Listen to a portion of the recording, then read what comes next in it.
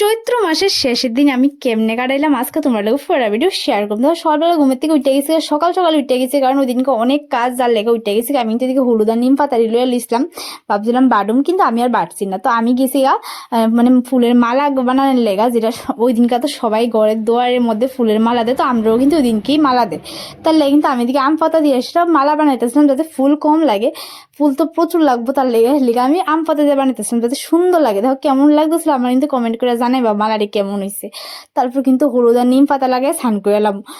আর স্নান করার পর এত ক্ষুধা লেগে গেছে কি তা কইতাম। আমার তো যেটি ডেলি রুটিন, আমার খাওয়ান লাগে ড্রাই ফ্রুটস, তো এটি কিন্তু আমি খেয়ে রেতেছিলাম। তারপরে কিন্তু খামু, মানে ওদিনকে আমার নিয়ম আছে দই চিরা মুড়ি খা।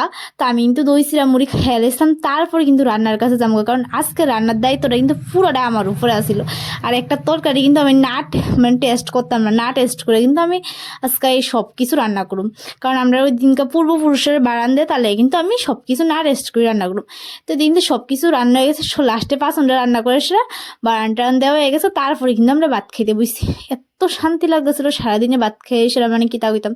তারপর আমি কিন্তু স্নান টান করে এলাইছিলাম, কারণ রানতে রানতে এত গরম লেগে গেছে আর কিতা কমু।